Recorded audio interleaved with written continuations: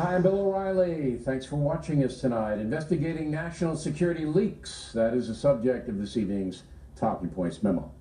Coming out of all the chaos surrounding the Russian hacking and President Trump's allegation that President Obama somehow tapped the Trump Tower during the campaign should be indictments against those who leak national security information. So out of chaos may come justice. Let's hope so. As we reported last night, there are only two stone-cold facts that we can report in this entire debacle. First, that General Michael Flynn was captured on a wiretap talking to the Russian ambassador, perhaps from Flynn's office in the Trump Tower. That tap happened, but we don't know who ordered it or how it went down. Obviously, the American people are entitled to know. Second fact is twofold. Someone leaked the conversations between Flynn and the Russian ambassador to the press. That's a felony, so we need to know who the leaker is. Associated with that, then Attorney General Loretta Lynch, working for President Obama, ordered the rules about shared intelligence information changed just days before the president left office, just days before Mr. Obama walked out the door. So why did Ms. Lynch do that? Did Mr. Obama order the change? Again, we need to know. It's very important because by national security agency sharing raw information, okay, unvetted, with the FBI, CIA, and other intel agencies, you open up the potential for leaks, and that's exactly what happened. As soon as President Trump walked into the Oval Office, his phone calls to the Mexican president, to the Australian Prime Minister, and to other high-level officials were leaked to the press. So in effect, the Obama administration may have, I emphasize may, created chaos for the Trump administration by allowing unsubstantiated intelligence information to be spread across a number of agencies. This is big. If that were done intentionally to harm the incoming president, Mr. Trump, that's subversion. So you can see that Congress must get to the bottom of the situation. Right now, there are investigations in the House and in the Senate to find out if Russian officials colluded with the Trump campaign. As we reported last night, so far there's no evidence of that. We also don't know anything solid about the wiretaps and leaks concerning Donald Trump. And we need to know.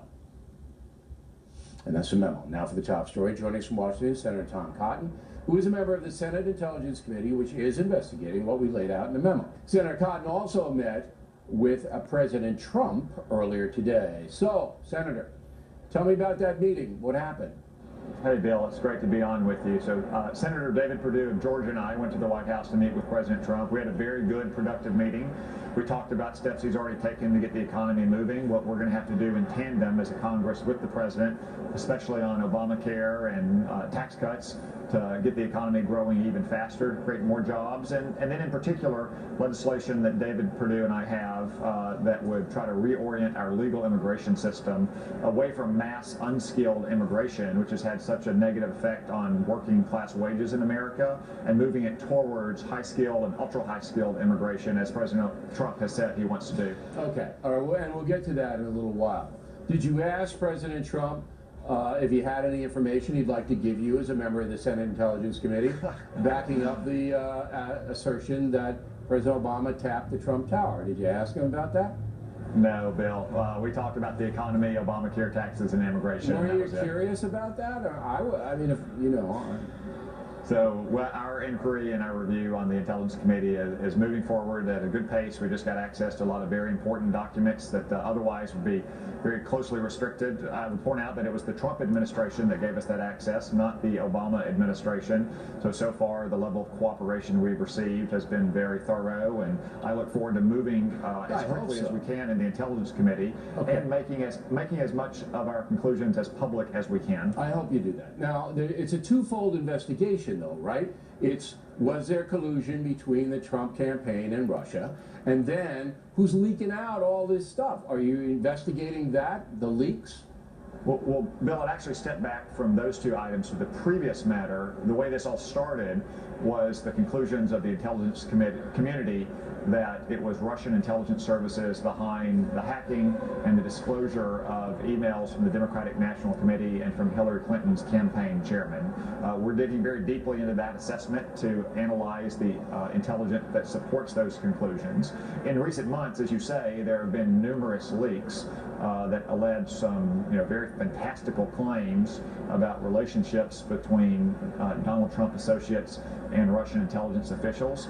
That is going to be part of our inquiry as well. But you're very right that these leaks, regardless of the contents of them, are damaging to national security and raise the prospect of serious criminal behavior because they reveal potentially what the United States government knows, what it doesn't know, and therefore what it has the capability of knowing, which we do not want our adversaries like Russia or North Korea, Iran, China. Sure. I mean, it opens up all kinds of things, but I'm a simple man. I don't know whether you know that. You're from Arkansas, but even down south, they know I'm simple. And I want to know who ordered the wiretap on the Russian ambassador, which picked up General Flynn at, we think, the Trump Tower, but we're not 100% sure. I want to know what agency authorized that. Do you know? Can you tell me tonight who authorized that tap on the Russian ambassador? Bill, I prefer not to speak about what surveillance orders may or may not have been in place because it is a classified matter. But all right. Do you know who ordered it? Bill, as a member of the intelligence community, I'm aware of and I follow closely what our intelligence agencies do. Now we're getting somewhere. You know who did it, okay? And I understand if it's classified, but President Trump could make it unclassified like that. Boom. Well, he could say it's not classified anymore, and then you could tell me who ordered it. But let's hope he does that. So the president does have that kind of declassification authority. I have suggested that some leaders of the intelligence community might want to make some kind of public statement, but I understand the reluctance of them and potentially President Trump as well, because those kinds of statements, those kinds of disclosures do threaten the collection methods that we have. It has to be done in an orderly way, but now let me take the next step. You know who did it, what agency did it. So you know who had the transcript made of it, because the agency who tapped had to make the transcript. Then the transcript is leaked, so that you know which agency has to be investigated to find the leaker, correct? Well, yeah, and Bill, I make 2 points about that. First, we've seen media reports that suggested Obama administration officials intentionally spread intelligence information widely, to include just raising it in meetings when it might have been inappropriate to do so. They claimed it was to try to preserve the intelligence. I suspect it was much more likely that they were trying to get it to leak. And then second, something that many Americans don't realize, the FBI is not just a law enforcement service, it's also our main counterintelligence service. The FBI is part of the Department of Justice. The Department of Justice until January 20th was run by Obama political appointees. And the main consumer of intelligence from the intelligence services is the White House, and specifically the National Security Council. So you have many partisan Democrats who are receiving this information, and I think there's a good chance that you might want to look to some of those partisan Democrats who left office on January 20th and are now being identified as former U.S. officials, if you want to know where some of these leaks are coming from. Well, I suspect the FBI is doing just that. You're pointing your finger at the FBI, that the leaks may have come from the FBI. No, Bill, what I'm saying is that when the FBI is part of the Department of Justice, and the Department of Justice until January 20th, which was a recipient and consumer of FBI intelligence materials, was run by partisan Obama Democrats. All right, but we want to find out who tapped the Russian ambassador and General Flynn, where it happened, and then who transcribed the conversation and leaked it to the Washington Post. I mean, again, I'm a simple man. That's what we need to know. And then the leaking is the most important material. Right, because then you could that trace kind of information back. should never be in public. Absolutely, you could trace back whether that leak was ordered, or where it came from, or any of that. So it sounds like you're hot on the trail. Would you say that's accurate? That you're hot on the trail of this? We're moving forward very quickly, and we're trying to examine all aspects of it. Bill, let's say that. All right. Now we only have a minute. Your new immigration vision is to limit the number of legal migrants who come here for work. Is that correct?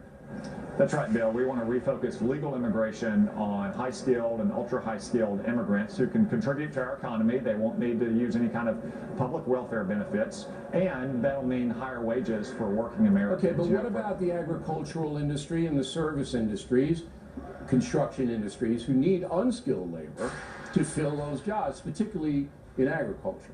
Well, Bill, I'm open to those kind of arguments. It's really an evidence-based question. I would note, though, that there is no job in the United States that is not filled by at least a majority, sometimes a large majority, of native-born Americans. There is no job in America that Americans will not do. Well, I don't know about that. Now, they have a very hard time in the Central Valley of California recruiting in that hot sun, and down in Florida as well, people to pick the fruits and vegetables. That's not an easy thing. But Bill, what I would say to that is that the solution, rather than importing more unskilled and low-skilled workers, might be to raise wages for working Americans who haven't had a pay raise in decades. If you had a high school degree or less, sure, but you can't have seen their wages fall for 17. Well, if we don't have the large surge of mass low-skilled immigration every year that we've had for decades now, the market will work its magic. Yeah, that's true. Raises would if there's not the competing labor. Senator, we really appreciate you coming on. I hope you come back. We want to continue this conversation. Keep us posted on the investigation. It's vital to the country. Thank you very much.